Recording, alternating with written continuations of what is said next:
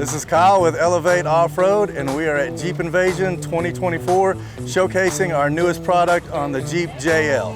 What we have here to help complement the front is our rear rock rail system. What this does is you can see it drops the angle of the lower arm down 2.5 inches. Once we do that, we wanted to tie it back up into the frame to make it have the ability to go off-road and hit some obstacles and slide right off. As you can see, it's tapered right down here. Everything flows, so you can do whatever you want with this bracket. It's 1/4 inch thick.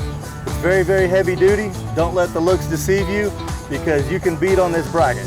By dropping this down 2.5 inches, now we have parallel 4-link in the rear. What this does, it helps create a little bit better geometry with the upper and lower arm. In the factory form, the upper arm is at a good bit more angle than the lower.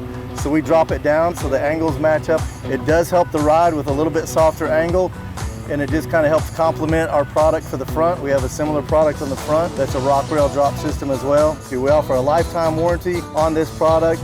The only thing that's excluded on that would be the finish if you did scratch it up, but as far as structurally, lifetime warranty. And like I said, don't let the looks deceive you. This is hardcore stuff. You can do whatever you want with it.